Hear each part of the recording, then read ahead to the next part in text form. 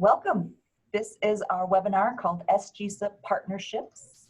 I chose the name because I've been here 12 months, and in the last 12 months I've got to work with some really cool faculty, and I've invited 6 of them to tell us about some of the work they've done.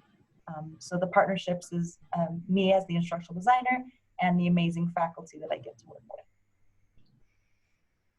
This is going to be interactive, so feel free to use the chat, the Zoom group chat, to just say any ideas, any questions, anything you want clarified. Feel free to put it in the chat, or feel free to unmute yourself and participate. And there will be a couple of these prompts throughout where you have a chance to ask questions of the presenter, and you get a chance to participate in this chat. So the first chat is, what do you hope to see in today's webinar? So feel free to plop some answers down in the Zoom group chat. Welcome, Kelly. Thank you all for being here. Hello. So Melanie says, learning about what our faculty are doing and involved in, and this webinar should give you a good overview of that. Not everybody, just some. The 6 people that I invited, here they are in the order that we're going to go in. I picked them because they had different areas of innovation. So, you know, from gifts to rubrics. So at the end of this webinar, we'll have kind of a rainbow of cool course tricks and tips. Different approaches to online content and curriculum. That's another theme. All of these 6 presenters or 6 faculty members, these are for online courses. I do work with in-person courses, but they don't really come across in a webinar format as good. So I stuck with online courses for this. So we've got Kevin McHugh, Deborah Salon, Robin Martin is in Hawaii. It's 7:03 a.m. in Hawaii right now, so I'm going to speak on her behalf. Randy Cervini, he agreed to participate, but he can't make it. He has another meeting, so I'm going to speak on his behalf. And then Peter Kedron and Drew Tregovic. Did I say that right, Drew? No. Close enough. Close enough. Close enough means not close enough. Yeah, it's fine. No problem if you have to leave early. I'll share the recording on my website and send the link out at the end. So first up, I want to hand it over to Kevin McHugh. He's going to talk about his Journey Stories course and maybe answer the question, what is a signpost? What is a journey story? So without further ado, Kevin McHugh, you have the floor. Thanks, Lucy, and hi to everybody. Thanks for being interested in hearing a little bit about journey stories. Well, the class emerged from, I call it my 3 greatest loves: geographical ideas, journeys, and storytelling through literature and film. So this course is about geography as lived experiences, and geography as human experience and human condition. I'm going to work with Melanie. It's going to have a humanities designation in general studies. This just came as an opportunity, so I jumped at it. Next slide. The theme of the course is journeys as transformative of self, place, and culture in the modern world. And for the beginning of the course, we go through some fundamental ideas in geography: place, movement, and identity. Those are the 3 key. And the definition of identity here, our identities are fluid and multiple, is the identity is the stories we tell of ourselves and the stories others tell of us. So identity is both self-nominated and prescribed by others. So place, movement, I'll get there, you all know about those key ideas. And we go through these key ideas, and then the course is organized around 6 additional modules after the foundational ideas. And what we have here are 6 stories of different genres in literature and film. And for each of these stories, I write a series of signposts. This course itself is a journey through these stories, and I write these signposts were about geographical ideas, and the geographical ideas and the signposts relate to the story. So the stories range from the iconic journey story, Heart of Darkness, Joseph Conrad, written 1898. Peter's laughing, smiling. Iconic colonialism, rapacious exploitation, subjugation of African peoples. And we can bring it up right to the post-colonial present, what's going on in Africa today.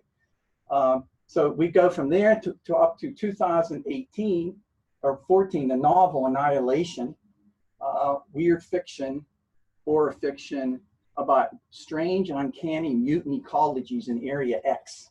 And 4 women scientists go into Area X to examine these strange mutant ecologies.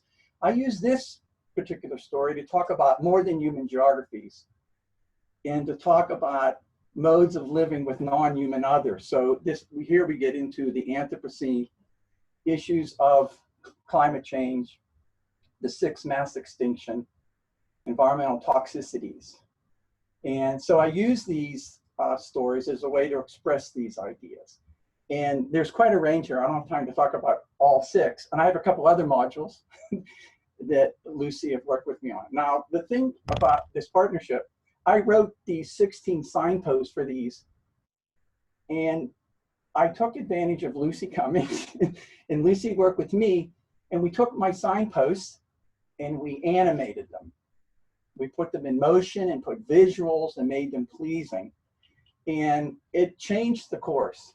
I mean, I think it's I like to think, I like to create worlds with words and images because this is an imaginative course.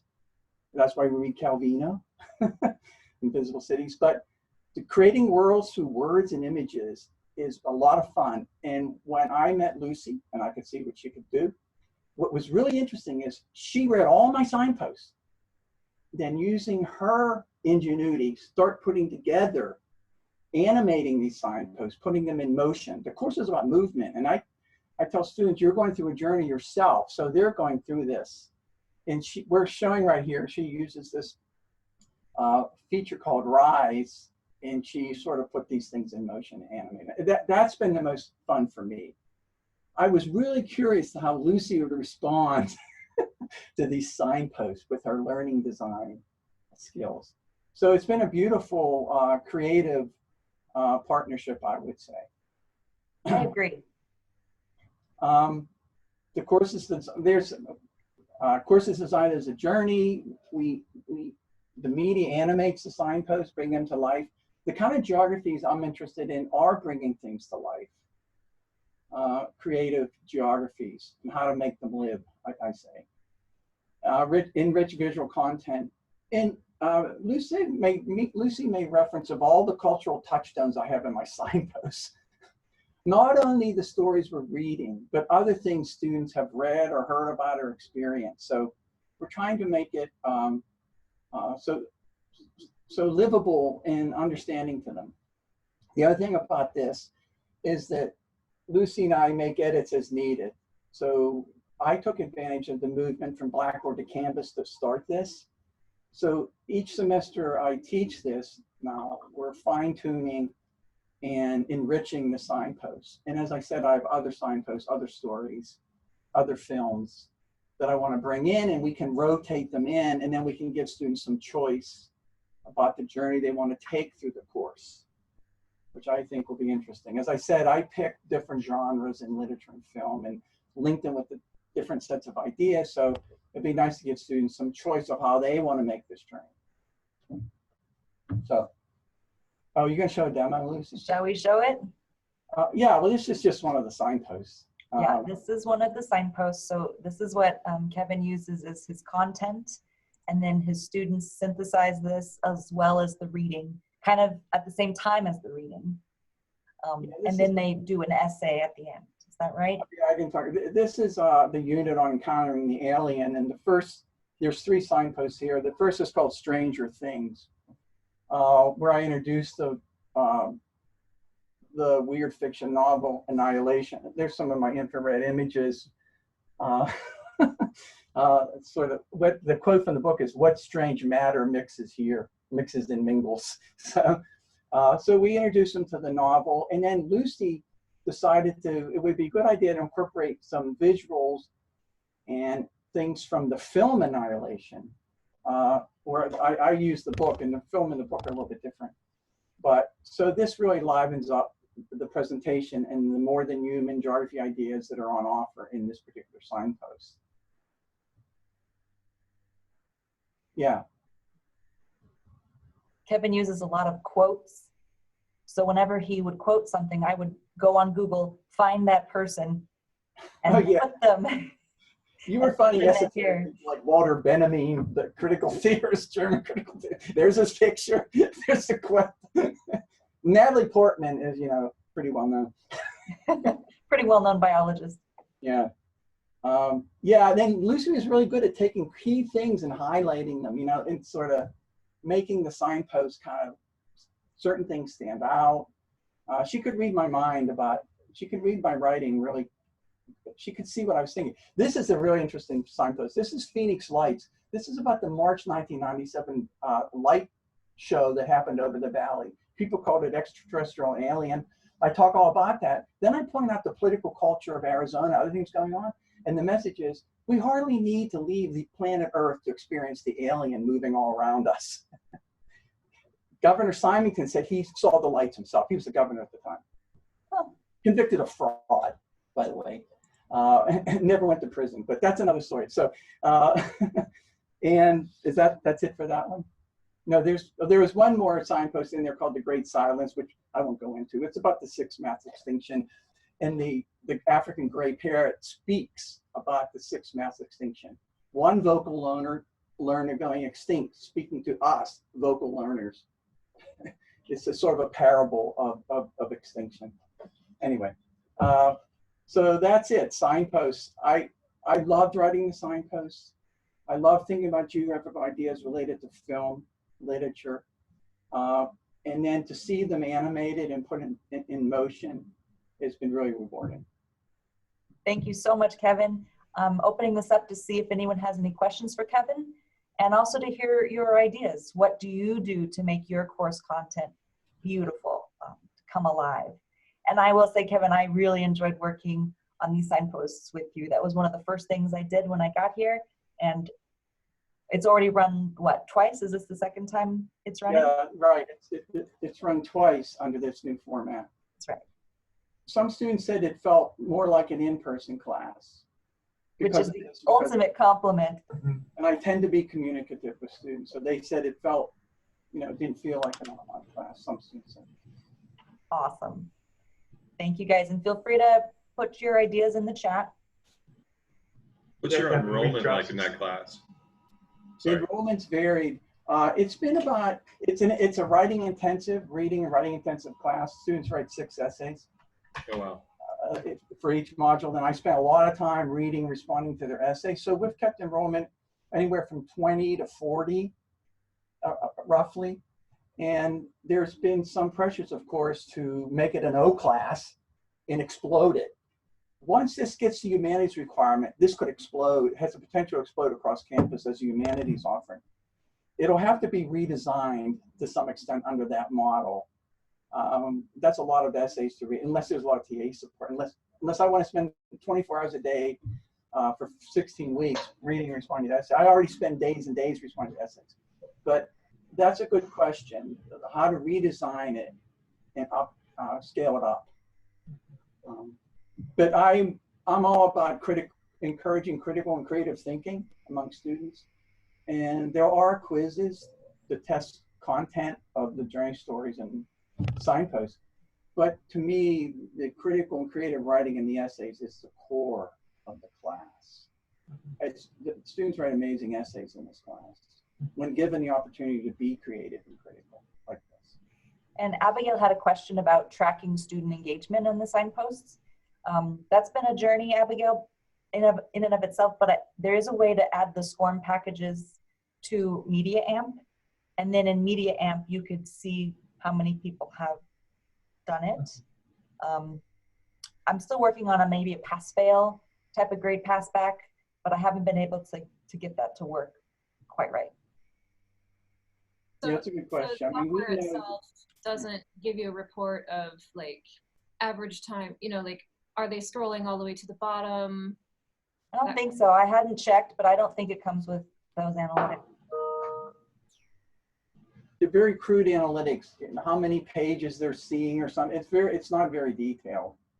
Yeah, that's a good question. I encourage students to spend time with the signposts, you know, and enjoy them and view them multiple times.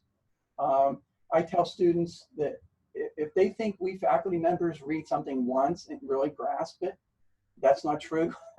I read things many, many, many times. So I dispel any myth that somehow we can read and grasp things in one read. So I said, no, spend time with them, enjoy them. And I say, go back and forth between the signpost and the film, or the signpost in the book you're reading, right? Read the signpost. I'd also like to point out that these signposts are responsive, so they're mobile friendly. Now, I could talk about signposts all day, but let's move on to Deborah Salon. I asked Deborah to present on the course that she's developing. It's a PUP 430 for online.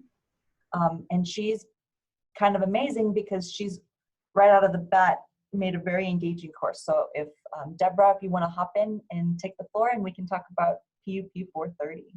Yeah, sure. So can you hear me? Yes, thank you. Awesome. So PUP 430 is a course called Transportation Planning and the Environment.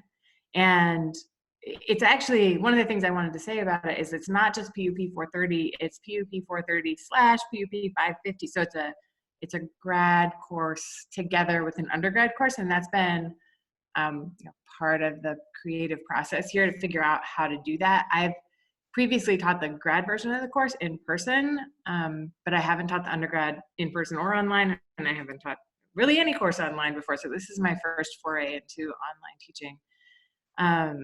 I do expect this course will be popular this semester. I think it's going to be running in session B, and I think there are like 30, a little over 30 students currently enrolled, but it was only posted in January. So I think most students for this semester had their schedules already set, and I've heard from the undergrad advisors that there's been a lot of interest in a course like this from our undergrad urban planning majors. So I'm expecting it'll eventually have to be kind of scalable, right? Big, and it is an O course. So anyhow, so what's the course about? So transportation planning and the environment.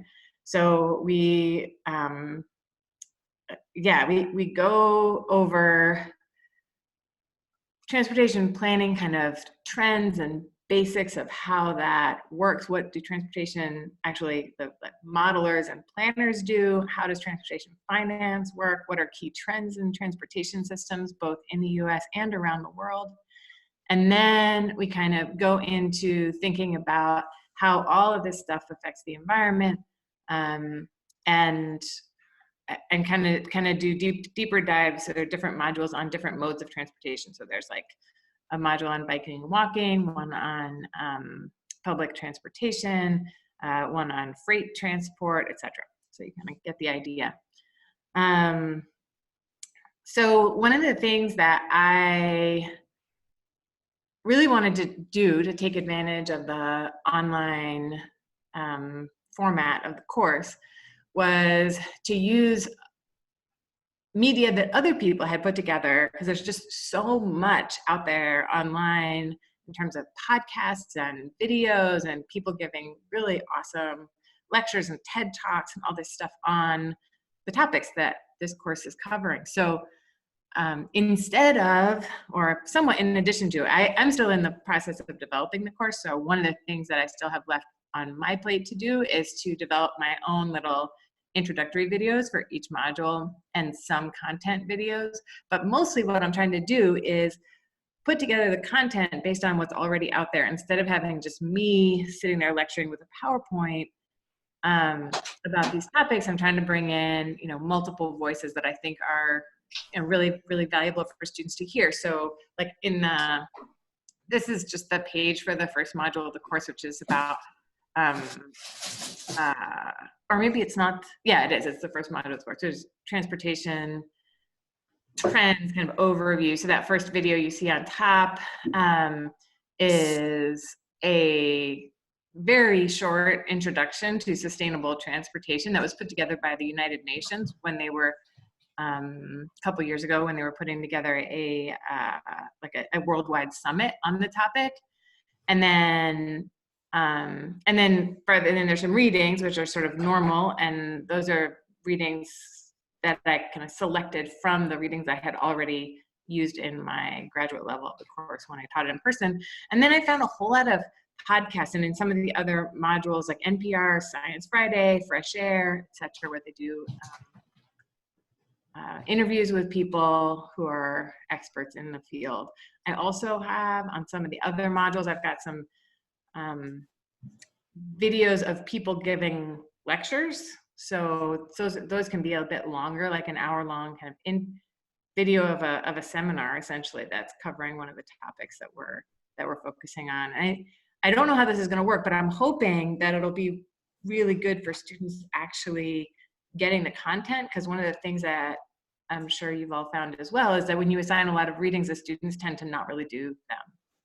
So this way they can watch a video and basically get the same content that I would have put in a reading. So I've been cutting down on, this one has a bunch, this particular module you're seeing on the screen has a bunch of readings, but most of the modules have fewer readings and more kind of multimedia content that I've pulled from multiple places. Okay, so you can go on to the next slide, I think. And then the other thing, so this course, you know, the big kind of learning objective, the thing I want the students to get out of the course is to leave the course not with a bunch of like facts and figures about our transportation system, but with kind of a, I mean, if they have those, that's great. But the point isn't to memorize a bunch of stuff. The point is to kind of get introduced in a pretty deep way, but introduced to transportation planning and the environment, like the name of the course, all the different modes of transport, all the different kind of ways that people are thinking about planning for transportation, but also sort of government regulation of the transportation system. Anyway, so I kind of want them to leave the course being an educated, you know, people who are really educated on this general topic, but not necessarily experts on any one subtopic within it, because there's just so much there. So the plan is, and again, this will be, we'll have to see how well this really works, because this will be my first time doing it, but working with Lucy, we have been putting into the course a pretty serious implementation of the tool called Yellow Dig, which you may have seen at some point. It's essentially kind of a spruced up discussion board, but instead of having people, I mean, it looks a little bit more like Twitter than a discussion board, where you can post things, you can like different posts, you can respond to posts, you can post photos and videos really easily. So it's very, and links to things. So it's a lot more like kind of alive and interactive than the Canvas discussion board interface generally feels. And it gamifies the discussion board a bit, so you can see how you earn points. So you can earn points, like if you look down the fourth line there, it says receiving an instructor badge. And we haven't fully, I mean, this is my like first cut at what the points might be. So they may end up being different from this, but the idea is that the instructor badge is the only place where they get points for quality. Other than that, points are for just participation and, you know, reasonable participation, quantity of participation. So you get points for both, you know, posting first, you know, posts, and for commenting on other people's posts, for receiving a comment on your post. So if you write something cool enough that a bunch of people comment on it, you get some points there, etc. So, so the plan is actually to assign a lot. I forget what the exact number. I think it's like for the undergraduates in the course, we're assigning half of their total grade is going to be related to this interface.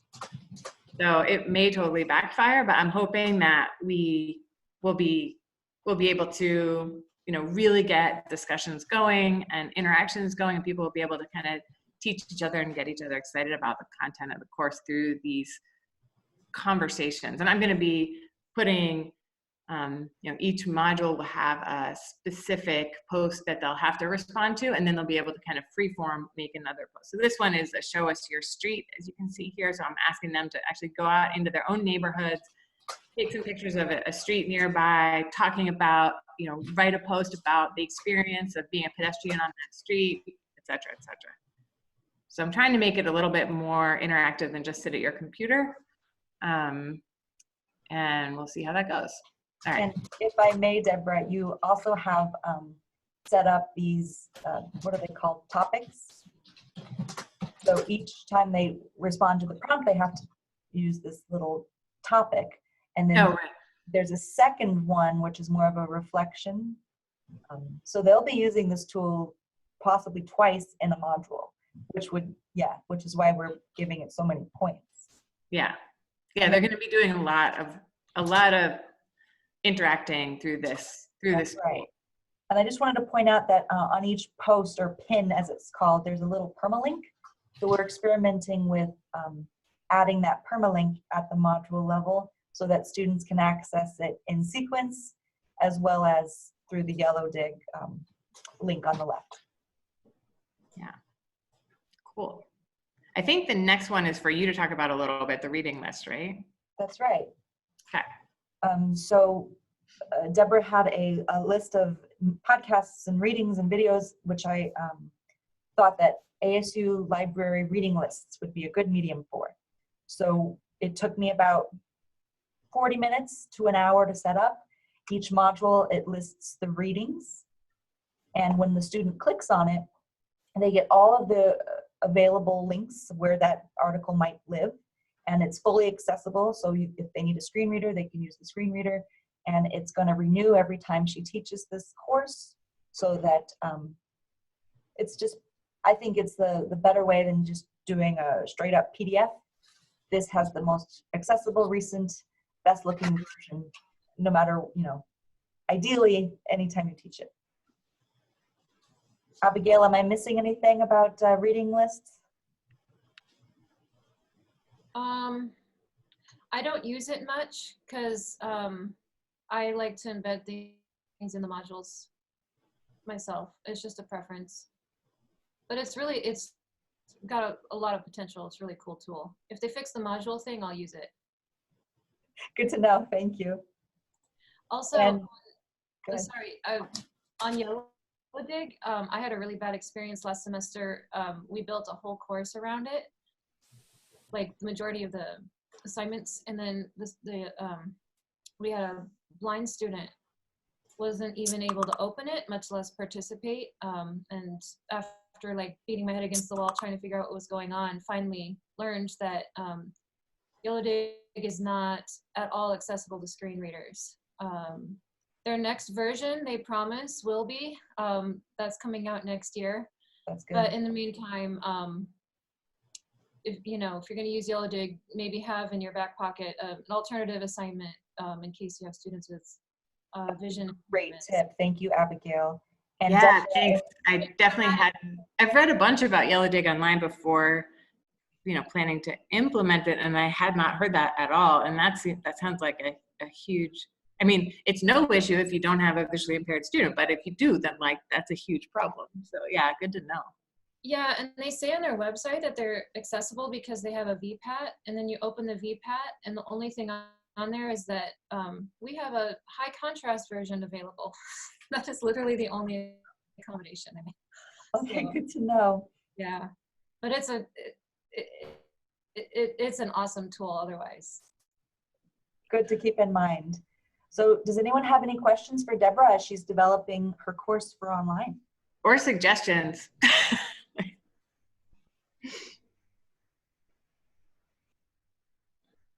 And I also want to point out that Deborah is cleverly designing for both undergraduates and graduate students. And doing that, right now we're experimenting with the idea of being deliberate with what we assign each. So we're going to create sections in her course for undergrad, grad, and assign each different assignments.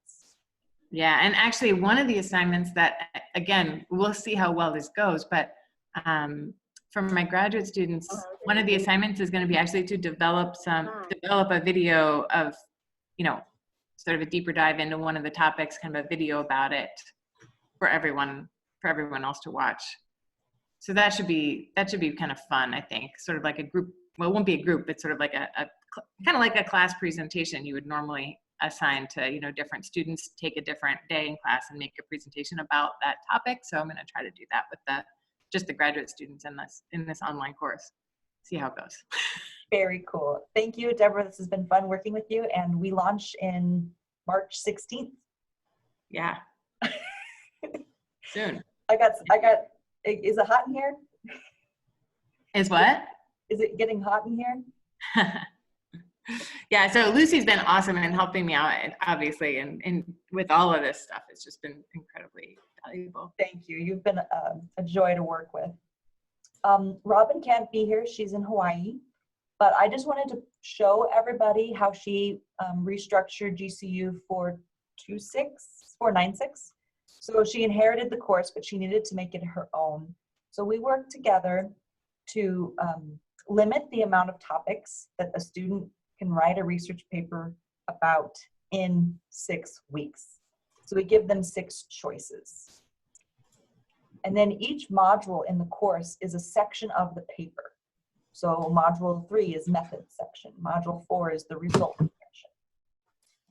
And we created these visual navigations, kind of a course roadmap, so the student can see where they are and what they're building towards. So that at the end of the 6 weeks, they write a full geographic research paper. And we broke it out into 6 sections, 7 sections. So these visual navigations we put at the top of each module, and we kind of highlighted where they're at so that they can see what they did before, what comes next. And then we also use the visual navigation to show them the peer review process, because she uses peer review in the, I believe it's the lit review section. She doesn't use it for every section, just the lit review. Now this is the sparkly bit. We use transparent assignment instructions in her course. So what that means is we showed the students the purpose of the assignment, what the task is, and what criteria for success, what they need to do in order to succeed. So this is kind of what it looks like. This was, you know, version 1. The course is run 3 times. This will be the fourth time in Spring B. So yeah. So here, if you want to know more about the TILT transparent assignments, this is the template, and I have a link to it, and I'll share these slides with you. And there's also a cool podcast on it if you're interested in podcasts. But again, it's these breakdown, the purpose of the assignment, you know, how will it help them in the real world, what are the skills they'll gain, what are the knowledge they'll gain, what the task is, and what they need to do to succeed. And when you pair this with a rubric, gorgeous. So here's just an example of her lit review rubric. We kind of tried to get them to higher level thinking on, you know, being focused and grounded. But then we kept some things generic, like organization of the paper and proper APA and documentation. Any questions about our transparent assignments or our rubrics, or any other ideas on how you make your classroom clear and let students know what they need to do to succeed? Oh, it looks like some people like the visual roadmap. We're all for a good visual navigation. And again, it is not accessible. I mean, I'll tag it that it's a roadmap, but it's more for visual learners. To-do lists, nice.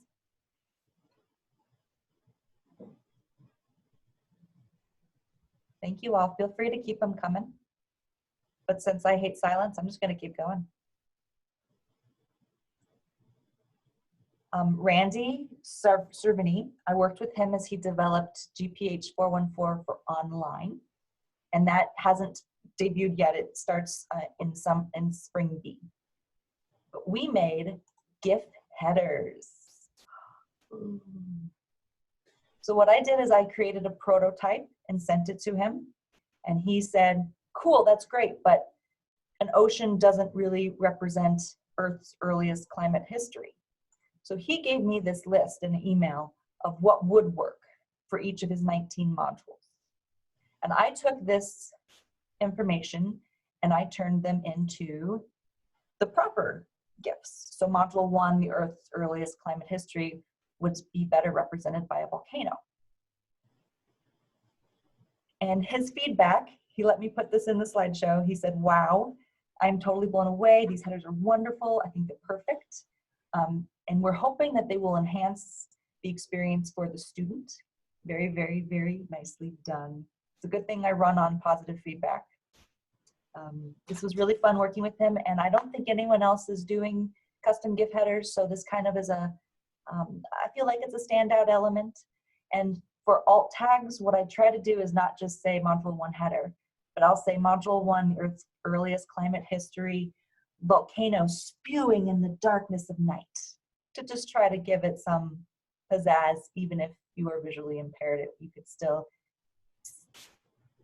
experience the sentiment that we're trying to come across. And I just made a collage of all of the module headers that we did. They look better individually on the pages, but here they are all smushed together. Just point out some of my favorites. I like this dinosaur one. And I also really like this futuristic one. But any questions about our gift headers, or I'll point out 2 resources. I got all my gifts from Giphy.com, and I also wrote up an article of how to make these, but I can also make them for you. I'd be happy to. So if you have Photoshop and you were so willing to try it, it's just 10 steps.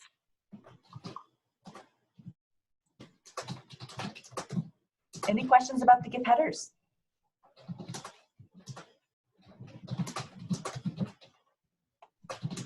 Oh, people like it. Thank you. Thank you, Abigail. Okay, so next up, I believe we have Peter. Yes, Peter, are you ready? I'm ready. Can you guys hear me okay? Okay. We can hear you. We can see you. Check, check. Sounds good. Okay, so I'm going to talk to you guys a little bit about the kind of practical end of things, much less romance than Kevin's presentation, to be sure.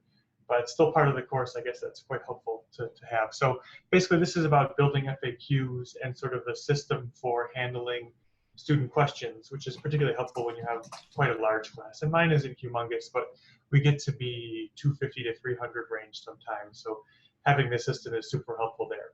So can I advance the slide there, Lucy? Yeah. So basically, I run into this all the time, right? Congratulations, I've made the perfect course. I'm feeling great about myself. And then immediately the students get in there and they start doing things I never would have thought they would do, like not read the syllabus or things like that, you know.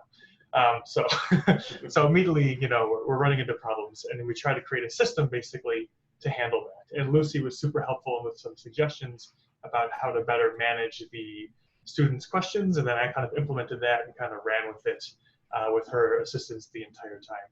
So basically, let's see if we can advance again. We come into this world of, well, building that FAQ that works for you and also works for the students can really help you out quite a bit. And essentially, this is me trying to keep students away from my email as much as possible, because otherwise it gets to be overwhelming and it just interferes with all the other kinds of work emails and other things that are coming in all the time. So basically, what we're trying to do here is build a frequently asked question page, or eventually build a frequently asked question page that anticipates student issues, minimizes that incoming email, and basically maximizes everyone's time. So they can focus on content, you can focus on developing other class materials or research or whatever, and it sort of just works best for everyone. So we did this by implementing basically a 2 or 3 step system. So let's see. So essentially here, there's kind of 3 parts to this. And the first one is kind of organizing the intake of student feedback. And what we did here, essentially, Lucy suggested building a Google form that is, on top of that form is a survey. And I just built a very simple survey that essentially asks them a couple of questions. Which module do you have a question about? What's your name? What's your email address? And sort of which element is there a question about, a quiz, an assignment, or things like this. And they just write their query into the little box that we have.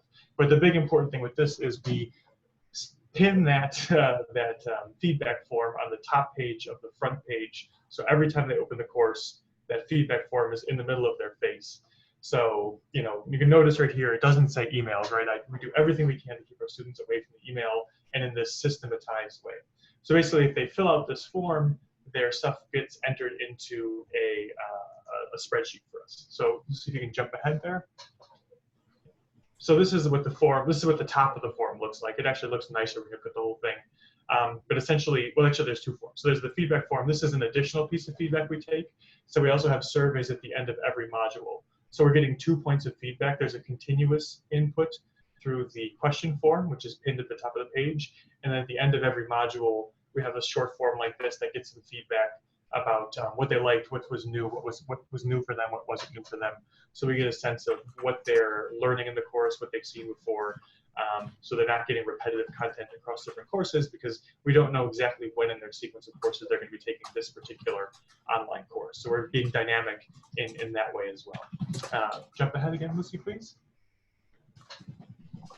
So the business end of the form kind of looks like this. This is just a screenshot of the Google Sheet. And essentially what the form does, the question form does, is fills in this sheet and essentially takes all those tags about the module, what type of thing they have a question about, what their email address is, and organizes them.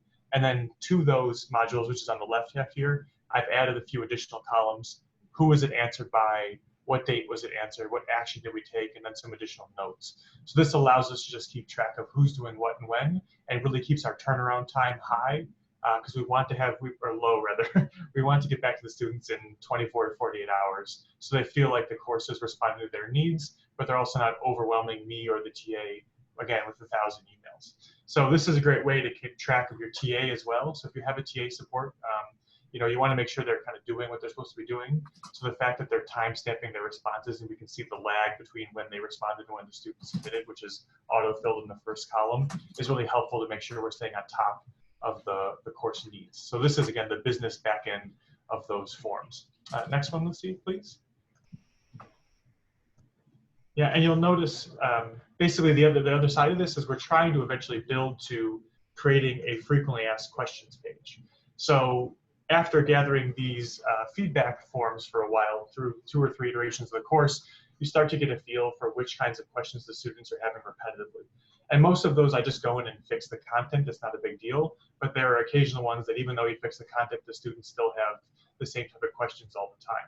So basically, this is the setup of the very rudimentary FAQ that I built with Lucy's help, and we're gonna jazz it up here in the near future. But essentially, it kind of works with a 3 kind of section system, or as many sections as you want, and those are links that move you up and down the page. So down lower on the page, I have responses to their questions. So the common one is, what edition of the course textbook should they have for the class?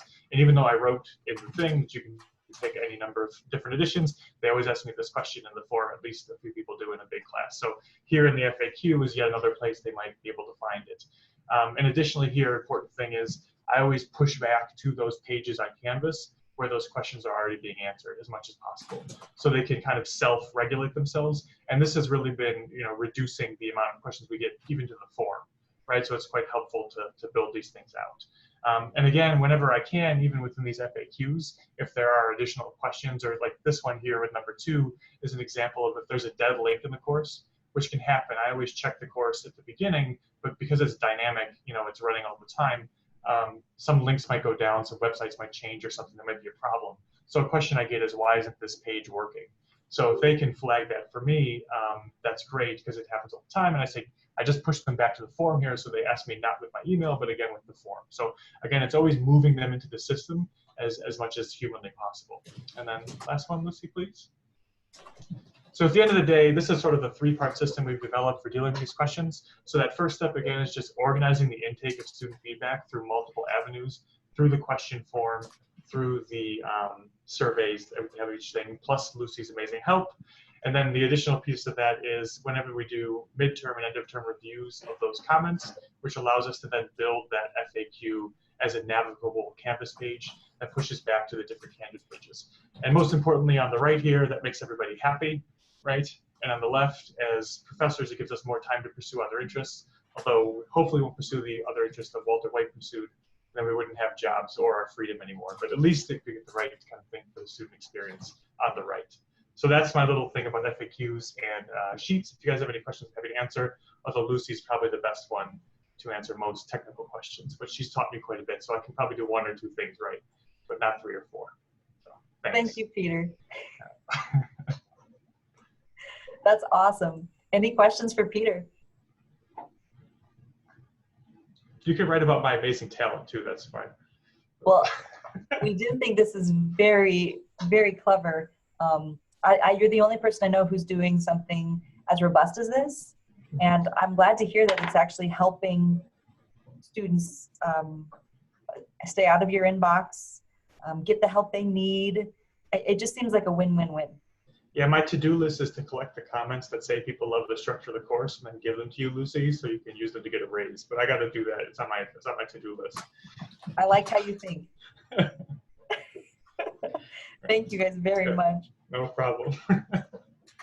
I'm curious if anybody else collects feedback from their students in this kind of form or otherwise. And then I just wanted to point out that this first one is a Google form, and this survey we did that through Qualtrics. So if Qualtrics goes away, we'll have to adapt. Yeah, we'll convert it to a Google survey, but same thing going on at the end of the day. Yeah. I was talking with a woman who does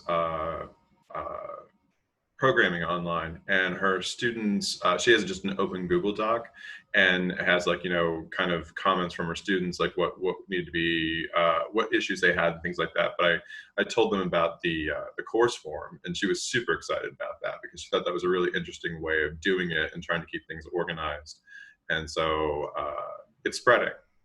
Yeah, and Amy, who's in the audience, has an additional variation of this, where when you have a more technical class, like my class is very much a survey, but in kind of the more how to do things, like the GIS higher level ones, they have a similar form system, but it helps people schedule virtual office hours.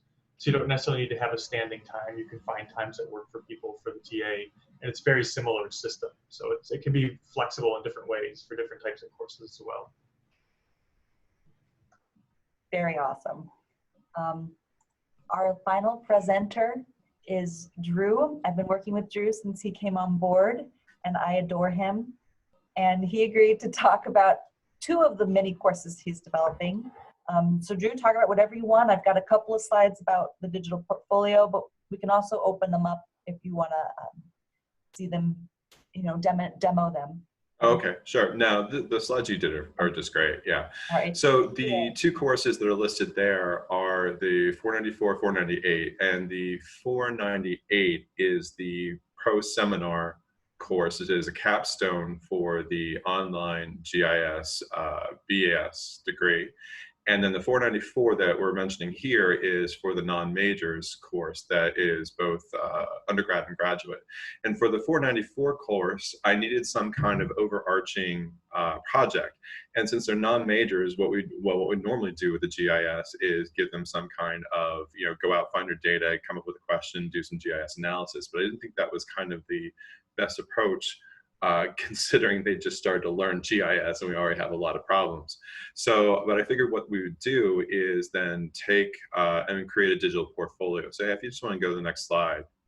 And so for the non-majors course, what we did is just create a template that they can adopt, and then they fill in the information. Like basically it's just kind of a website, like I welcome a little bit about them on it, but then they get to choose 3 different projects, and 2 of the projects are kind of like any tutorial work, any work that they've done in lab, anything that they really found interesting. And so they put then some kind of representation in it, whether it's a map or whether it's like, you know, a selection that they did in an attribute table, whatever that is.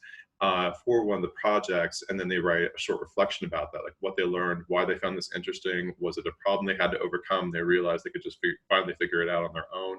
So those are the first two projects that they do for this course. In the third project, they have to take something from some other kind of project work in their field, because with the non-majors, we have students from all across campus, largely concentrated in some kind of life science, but we have, you know, archaeologists, we have journalists, we have people across the board. So they're going to use then projects they've done in some other coursework or some their thesis or dissertation work, and say, you know, here's what I've been working on, and here's how I could potentially use GIS to enhance what I'm already working on.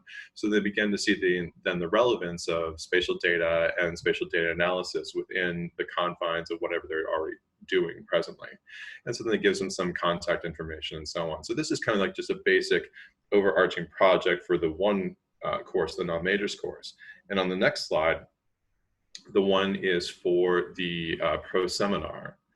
And well, I guess this is just the reflection that, you know, there's information about reflections we kind of put on there. But for the pro seminar one, that's a little bit more of a professional thing.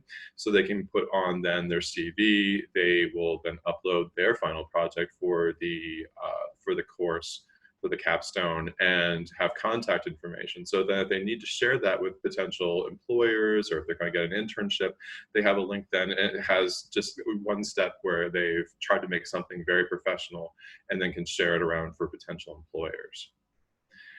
And so then the last thing that I have is kind of dependent upon how you set up your online courses. I tend to be a person where, like, all the modules have distinct pages, and within the module there's page, and then like assessments and assignments to be turned in. And so Lucy told me one time that there was, you can copy and paste emojis in there. And so if you go to the next slide, Lucy.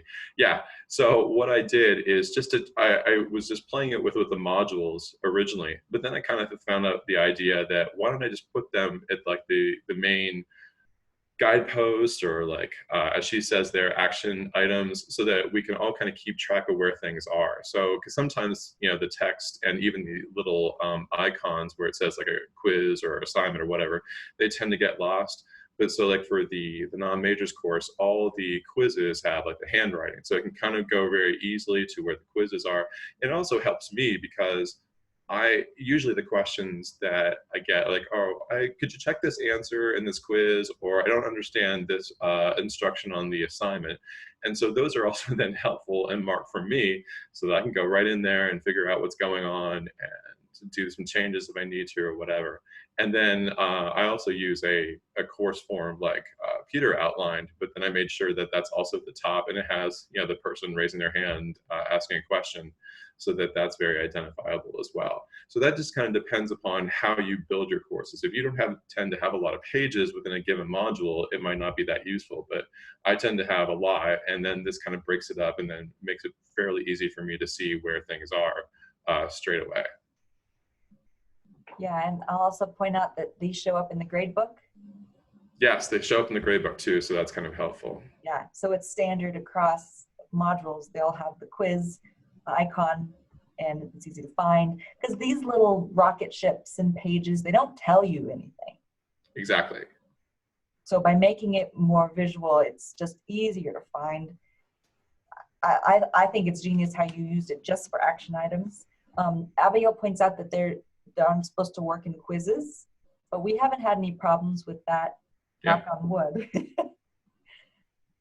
Yeah, so. it seems to be okay. And like you said, it shows up with everything, like even in the headers. The only problem I have is that sometimes the emojis don't always cross, and depending upon, like on some Macs, like I for the discussion boards, I have a thread, and so they can see the discussion boards easily and know where those are easily. But like if you look at it on a Mac, it's not available for some reason. That's true. That is true. And also, we're not using Respond as Lockdown browser on the quizzes, so maybe that's why we're able to fit the emoji on it. And No, we are. Oh, we are? Okay. Yep. Okay, cool. Well, I'll keep an eye out for that, Abigail.